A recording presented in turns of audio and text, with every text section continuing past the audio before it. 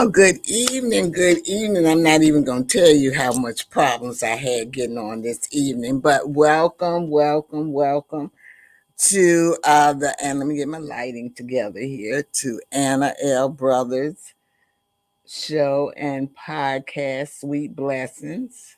Somehow another my light. Okay, I think I'm ready now. Let's get this light here together. All right, welcome. I am Anna.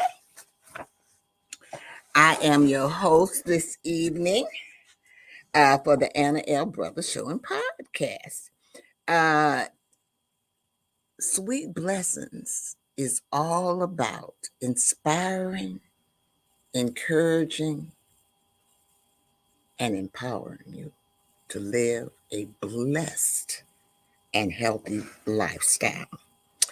As a retired school teacher, author, educational consultant, a jewelry consultant, a health consultant, and I'm also a certified cake instructor. I bring a wealth of knowledge and experience to our conversations. Each episode, we will dive into topics that enrich your life, from educational and personal development to health and wellness and the art of jewelry. This is done by providing workshops and speakers and providing you with knowledge for your everyday life. So join me as we explore inspiring stories, expert insights, and practical advice to help you live that blessed and fulfilling life. Thank you again for tuning in to Sweet Blessings, the Anna L. Brothers Show and Podcast, where every conversation is a treasure. All righty, so welcome again. I'm so glad to have you here. I have my notes and so forth. Um, today is, I'm going to get this light is still not right, but today is the day before. There you go. It is the day before Halloween. I know you're asking me, what in the world? Why do you have on all these hats? Really and truly, I wear many hats. But since it's Halloween and, I am a retired school teacher, I thought I would dress up a little bit this evening for you. And I am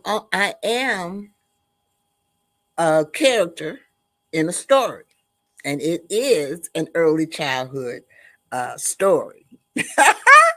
So if you're familiar with early childhood literature, then you will know what character I am playing. I will let you know at the end of this episode on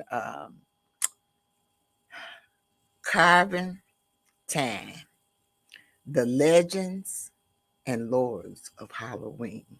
That is what we're going to be talking about this evening. Now, I don't know if you celebrate Halloween. I'm not really one to celebrate Halloween, but children celebrate Halloween, and there's some adults. My daughter is just full out Halloween. She loves Halloween. She does the whole thing, have everything out, and I don't know where she got it from because she didn't get it from me. You know, but before I begin, I always like to do my um, housekeeping at the beginning. I do want to let you all know that Sweet Blessings, we do have advertising slots. There are sponsor slots. We also have guest spots. So if you want to be on my program, you're more than welcome to send me information and we can start from there. Also, if you're interested, you can contact me at lastine1gmail.com or CTR Media Network, which I am a part.com, which I am also a part of. I do ask that you subscribe to my YouTube channel. That is the channel that I'm really trying to build my followers up on all my channels. So any one of my channels, but my YouTube is my newest channel, and that's the one that I'm kind of, concentrating on more so um, than the other ones. But I will tell you that I do go live during the week, and I go live on my Instagram, which is this one.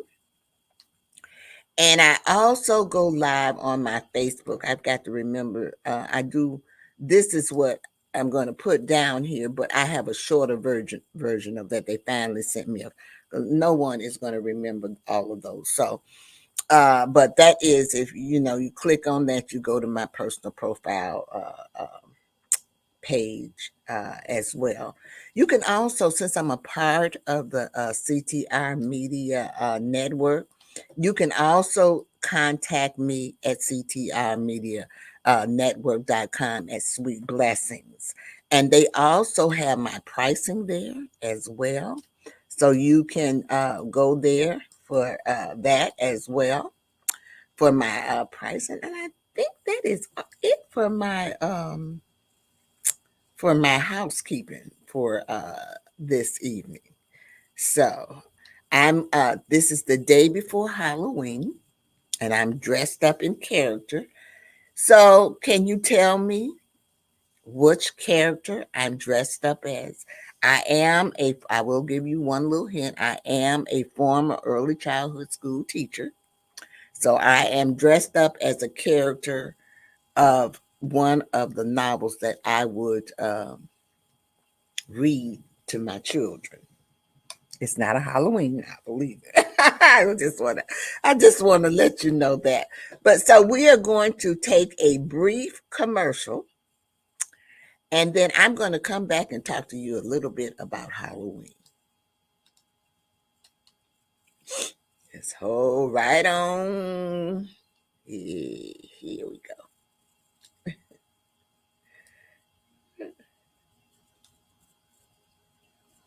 CTR Media Network is now accepting new podcasters to join our growing network that's reaching 350 million global listeners. Have you heard? CTR Media Network offers podcast production, podcast training, distribution, and product placement. Book us for your next event or schedule an interview with CTR Media Network podcasters today. To learn more, go to ctrmedianetwork.com. Well, welcome back. So this is the day before Halloween. I'm dressed up in my character for Halloween, and I'm asking you to tell me what character am I dressed up as. Okay? All right, we're gonna go ahead and get started this evening. I cannot even tell you the problems I had in getting on this evening. I don't know what it is, whether it's Facebook, whether it's my computer, what. But today of all days, now you tell me, my OneDrive decided to resync all of my things, and it was over 4,000 now. I didn't even think I was going to be able to pull up my PowerPoint presentation because that was something new. I don't know what happened, or how it happened, why they did it, but fortunately, I was able to get my PowerPoint up and stuff. But it's been a challenge this evening. So anyway, I want to talk to you about Halloween. Halloween is tomorrow, and it has deep roots that go back thousands of years, y'all, blending ancient Celtic, Roman, and Christian traditions. And so I'm going to give you a little brief synopsis of this so you can kind of understand where we are today with it.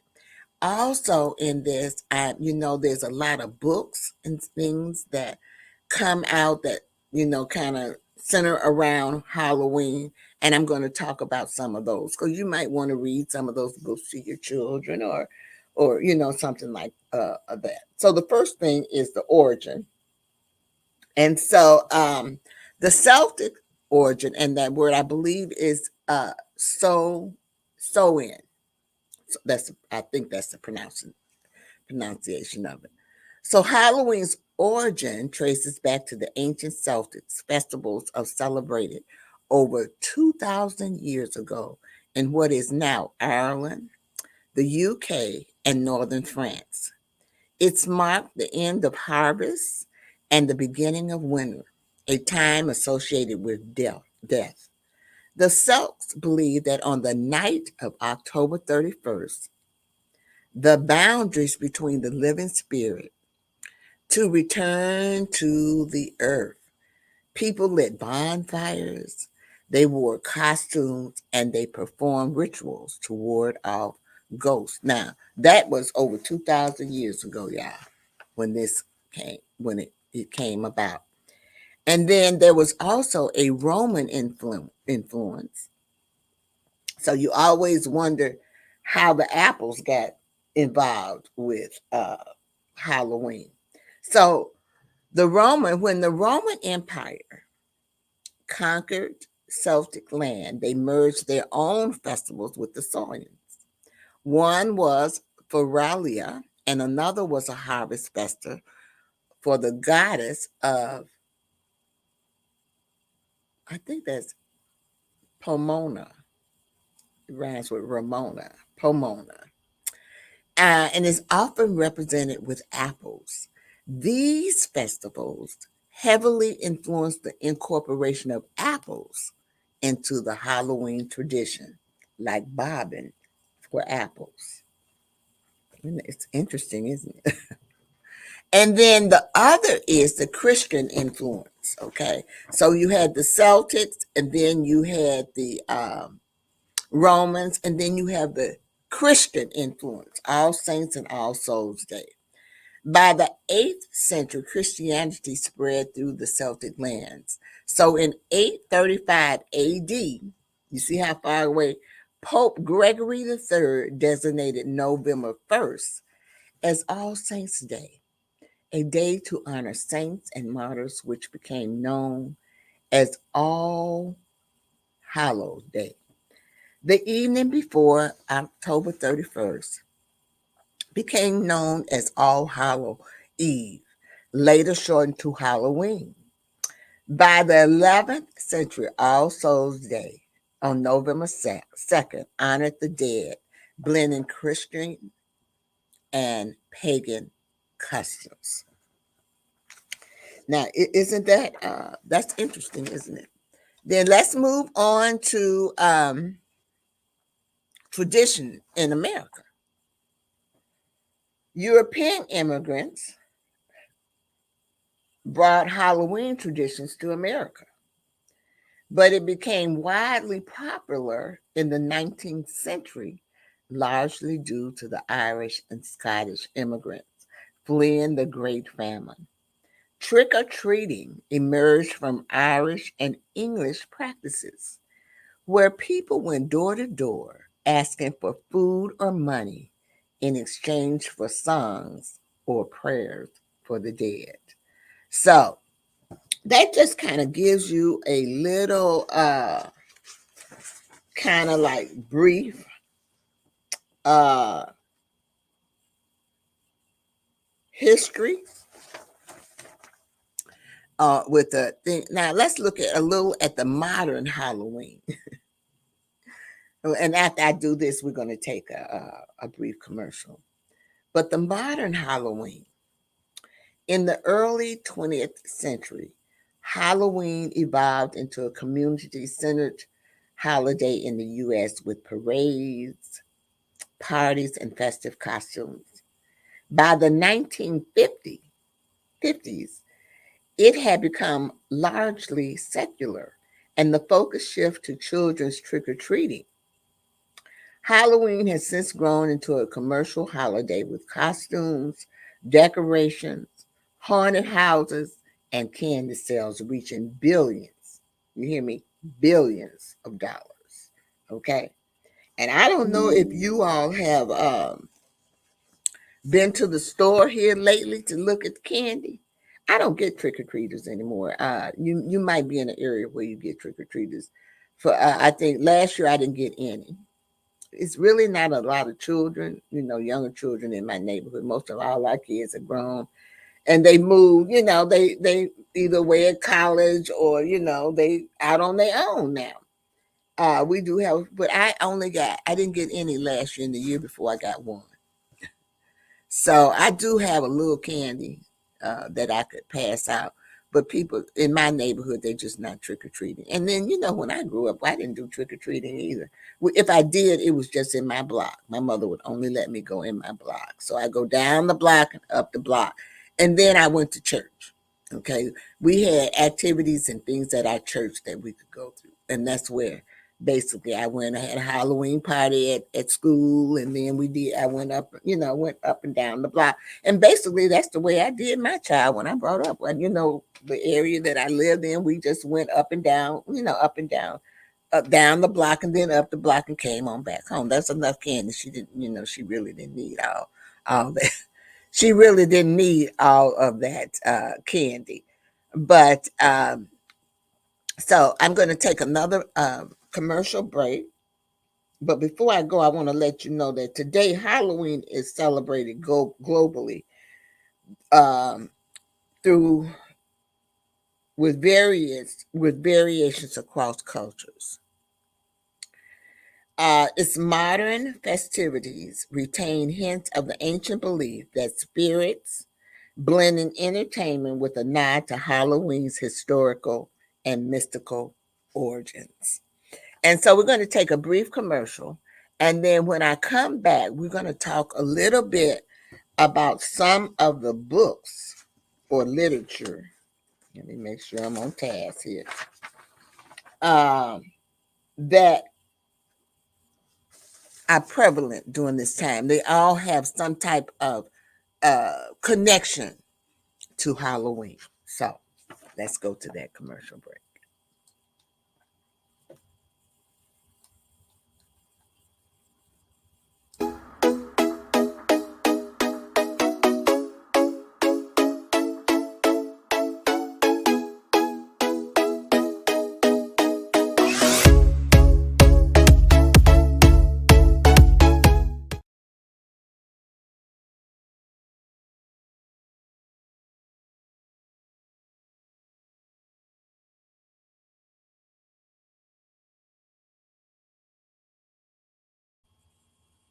All right, we are back. And I just wanted you to see them soul lady. I do wear soul lady wigs are part of my they're one of my sponsors. And so I do wear them. I just don't, it's hot. And so I got on all this, so I didn't put one on today. But I do um, support those wigs. They are very, very good wigs. And so since they have asked me to be an affiliate of them, they're one of my sponsors. So I do um, come on from time to time. So when you see me a wig, you know I'm in Soul Lady. Because I wear other people's, I do wear other people's hair. Just want to let you know. All right, so let's go on. What I want to say is that Halloween, which is celebrated tomorrow on October 31st, is a night filled with costumes, eerie tales, and traditional roots in ancient folklore. The holiday origins lie in the ancient Celtic festivals of Samhain, where people believed that the boundaries between the living and the dead were blurred, allowing spirits to roam the earth in order to protect themselves. The Celtics would light bonfires, they would wear disguises, and make offerings to appease wandering spirits.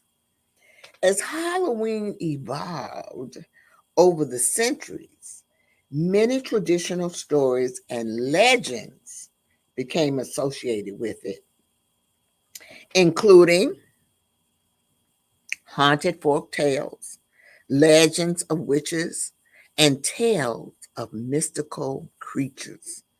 So that is what we're going to look at this evening. We're going to look at some of those mystical tales and creatures that you would see in Halloween. Excuse me. So, the first one I want to talk about is Stingy Jack and the Jack o' Lantern. The tale of Stingy Jack is an Irish legend that explains the origin of the jack o' lantern. According to the story, Jack was a cunning man who tricked the devil multiple times, leading to his exclusion from both heaven and hell after he died. Doomed to roam the earth, excuse me, I got a trickle. He carved a turnip into a lantern to light his way. When Irish immigrants brought the tradition to America, they found pumpkins were easier to carve than turnips. And so the pumpkin jack o' lantern was born. So I don't know if you all realize that the turnip, the turnip, that little bulb you get when you have turnip greens, the turnip was the original pumpkin. That's what they originally used. But when they came over to America, they found out that the pumpkin was better to carve. And so that's why we have the pumpkins that we carve every year. Isn't that interesting? I'm telling you, when I do these things, I learn stuff too that some things I don't know. So if you're tuning in now, I'm Anna, and I'm dressed up as a character um, because today is the day before Halloween. Now, if you might be aware of this story that I am dressed up. It's not a Halloween story, but I'm not going to tell you. If you think you know, you can just comment on the thing. It'll show up over here, and I'll let you know if you're right at the end of the program, whether or not you were right in my Halloween costume that I have on this evening. So let's move on. I know all of you all have heard of the legend of the Sleeping Hollow. This is a Washington Irving story. The legend of the Sleeping Hollow tells of Ichabod Crane, a superstitious school teacher who encounters the headless horseman, a ghostly figure said to be the spirit of Hessian soldiers who lost his head to a cannonball during the Revolutionary War. The headless horseman chases Ichabod through the haunted woods, cementing the tale as a classic Halloween ghost story. And this one here they have made into a movie, just all kinds of things. But most of the time you hear this story told during the Halloween era. So let's move on. Hold on. All right. Traditional Halloween stories, witches and witch trails. The image of witches casting spells, flying on broomsticks, and making potions has deep historical roots, particularly tied to the trials in Europe and the United States. Most notably, the Salem witch trial of 1692. Halloween associated with witches stems from these events, as witches were believed to possess power to summon spirits, influence the weather, and perform magic. And people to this day are still mesmerized by the fact of witches. Um, One of my favorite movies, um, it's a Halloween movie, and it's called Hocus Pocus. I love that movie, but it's about three witches who came back And if you get, this is the perfect time. They usually have it during this time. I've already watched it once. I'm gonna watch it one more time before it goes, because it's with Bette Midler and a couple of others that I know. I can't think of their names right now, but it is hilarious. It's a family movie. The whole family can watch it, but it is just great entertainment for you. And it's all about witches and witch trios and what they do on Halloween. It's really a fabulous movie. We're going to do one more, and then we're going to take another brief commercial break. So let's talk about the tales of the Banshee. And if you notice, all of these things have some type of dealing with the Irish. Okay. So in Irish mythology, the banshee is a spirit whose wailing signals impedes death, often appearing as an elderly woman or a ghostly maiden. The banshee cry is heard when someone is about to die, often haunting families with a powerful scream. This terrifying legend has made the banshee figure a fear in Halloween storytelling, especially for those with Irish heritage. Okay, so I want to stop here, and I want to do a brief commercial commercial, and then I'll be right back, and we'll continue on with these stories, haunted stories um, that you could possibly read or read to your young ones, or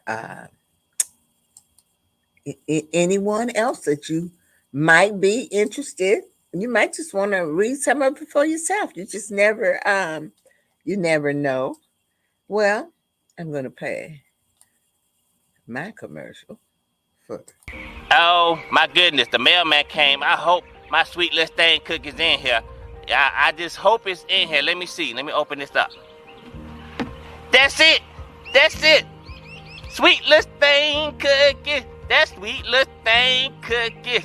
Oh, I'ma have me a ball now. Let me just get this right here. Little thing cookie. That sweet little thing cookie. Oh yeah. I finally got my cookies. This sweet little thing cookies. Oh yeah. I'ma have fun. This package kinda big though. Man, it got a lot of cookies. Oh yeah, this the best day ever. I'm trying to tell you, I got my cookies, and I'm gonna eat these cookies, and ain't nobody gonna stop me. Wait, what? Marie, what you doing, man? You can't have those cookies right now. I'm sorry, we about to eat dinner. Once we finish dinner, then you can have those cookies. Go ahead, put them up. Go ahead, put them up.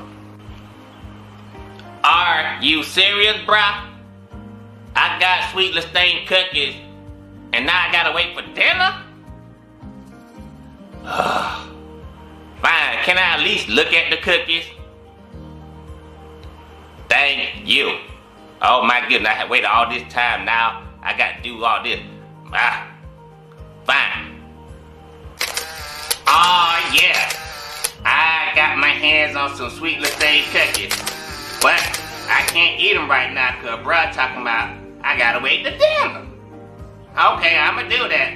But once I finish that, it's gonna be on, y'all. All right, we are back. We are back. If you're just tuning in, I'm Anna. I am the host of Sweet Blessings, the Anna L. Brothers Show and Podcast, where we inspire, encourage, and empower you to live a healthier and a blessed life. So, we're talking about Halloween and some of the traditions of Halloween, how it got started, as well as some of the uh, books and stuff that people uh, would read about uh, that is kind of tied to Halloween. And so we just finished up with the tale of Banshee. So let's move on to the next one, which is the werewolf myth. Now I know everybody has heard of the werewolf. The legend of the werewolf, a human who transformed into a wolf under a full moon, has been part of folklore for centuries.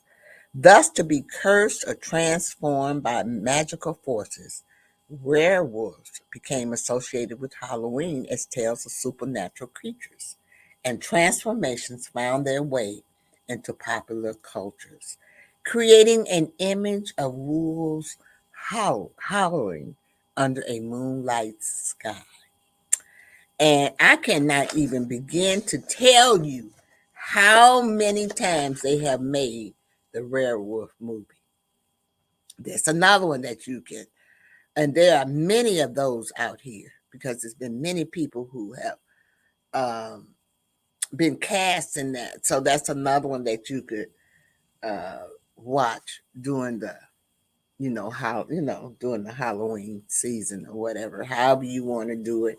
Halloween is tomorrow, which is Thursday, but you can watch movies. Probably could watch movies all the way through the weekend if you really wanted to know about, how I'm sure they'll still be there. But just some of the, the classic movies that you would see. All right, let's see what we got here. What's next? Oh, ghost stories and haunted houses. How many of you have been to a haunted house? Oh Lord, I don't know if I've ever been to a haunted house. Now I do remember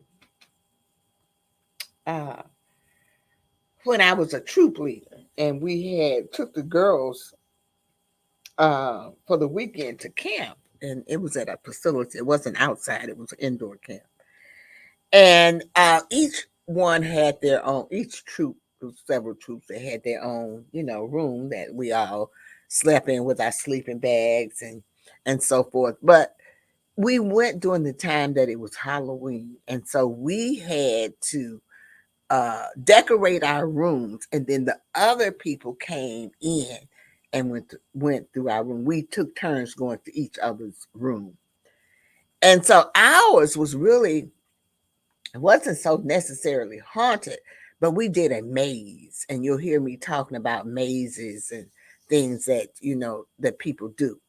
So ghost stories are an essential part of Halloween lore, with tales of restless spirits haunting old houses, lonely roads and abandoned cemeteries, haunted houses and spooky tales like tales of spirits who seek revenge, finished unfinished business, or simply haunted places where they once lived.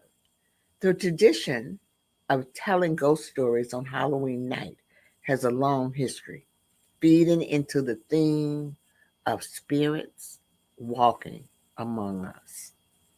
So, like I said, we did that, and we did like what we call a maze. We turned the lights out, had chairs going. They had to, crawl and do. It was fun though. It was really fun. The children they kind of really seemed to, kind of really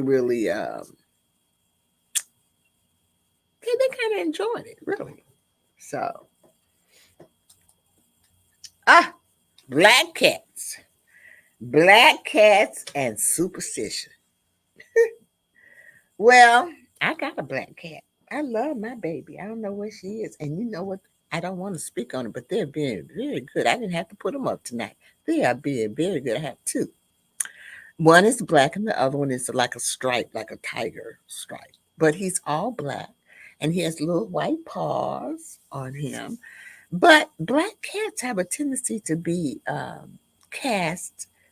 Um, some people think they're unlucky in some cultures, not mine, but in some cultures they do, largely due to their association with witches and magic in medieval Europe. And there used to be, I cannot think of it right now, Charm was a program that was on television that dealt with witches. But there was another one that was on, and she had a cat, and the cat talked. It was a black cat. So cats have been around for a long time, especially uh, little black cats. If my baby was here, I would pick her up and let you see because he is a he. He is all black with little gold eyes. I don't even know where he is. He might be in his. I call it a condo. The thing that they climb up on and all that. He might be, but the other one is right down here by me. But the one that is black is not. It's not here. It's where he is. He's probably doing something he ain't got no business because they both quiet. They're like children. All right, let me move on. So, oh Lord have mercy. The Grim Reaper. Have you all heard of him? The Grim Reaper, the personification of death, often appears around Halloween as a reminder of mortality. Traditionally depicted as a cloaked figure holding a scepter, the Grim Reaper is said to appear when someone is about to die, collecting their souls and leading them to the afterlife. The legend ties into Halloween themes of death and supernatural. All right, we're going to take another commercial, and then I'm going to come back. I'm going to give you a brief summary, and we're going to be out of here. Let me go. Join the She Trucking Foundation today and be a part of a supportive community of women in the trucking industry. Unlock exclusive access to valuable resources, including mentorship, educational workshops, and networking opportunities. Whether you're an experienced professional or just starting your trucking journey, She Trucking is here to empower you and help you thrive. Visit www.shetrucking.com to join us and drive your trucking career to new heights. Well, I am back. Thank you, thank you, thank you. I'm Anna. I am the host of Sweet Blessings, the Anna L. Brothers Show and Podcast.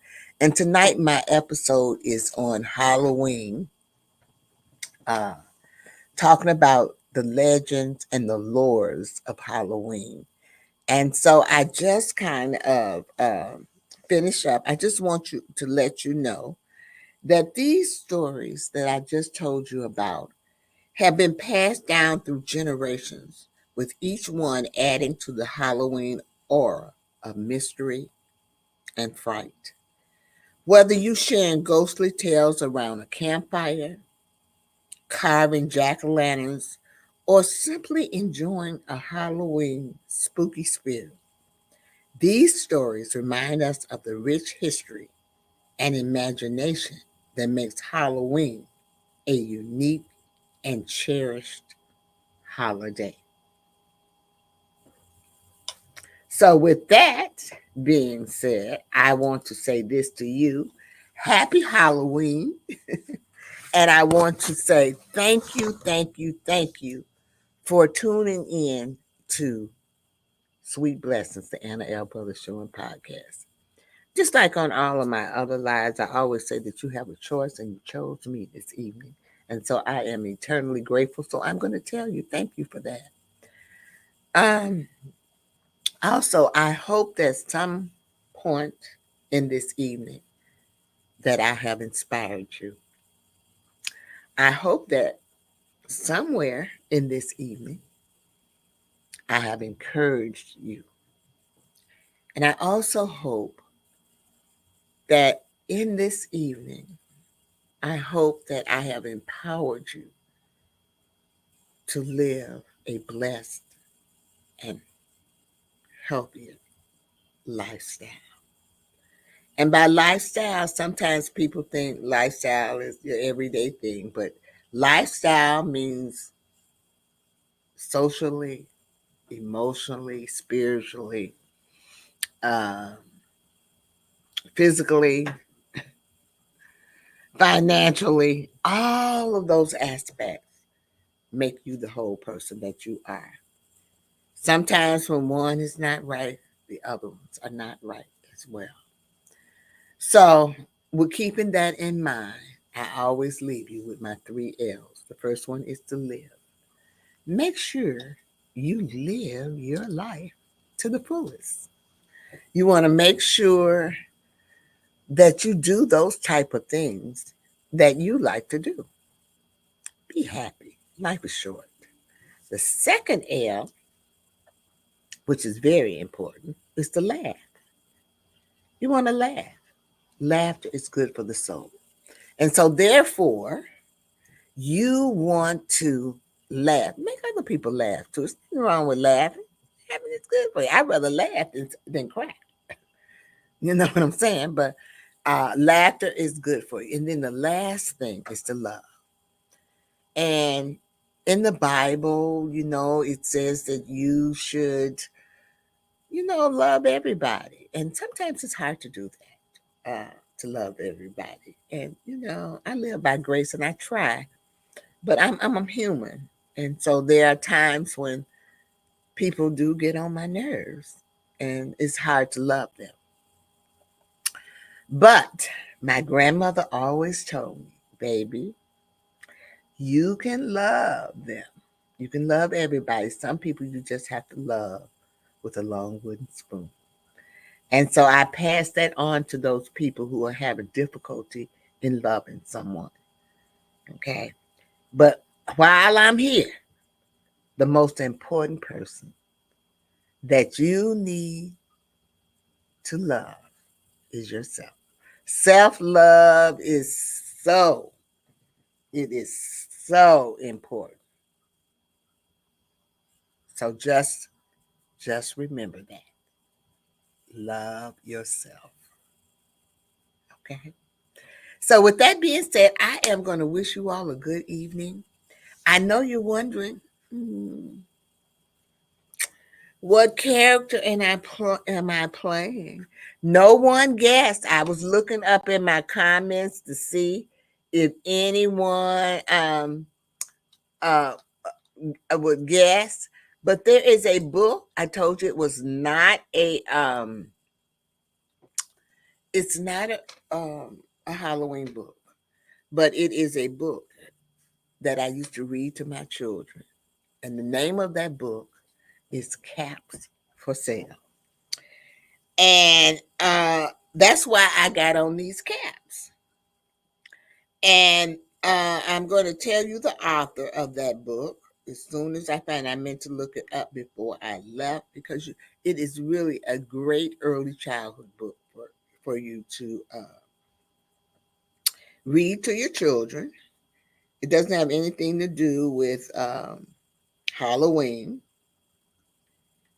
but oh, here it is, Caps for Sale. It is it's a picture book. If you really want to know, it's just a picture book. And what it is I don't want to tell you the story of it, but it's about a person who has caps and they're for sale. So you have to read the story. You can look it up. You can look it up. CAPS, caps for sale. So that is the character that I am on today. So you all have a great one, and I will see you next Wednesday. All right.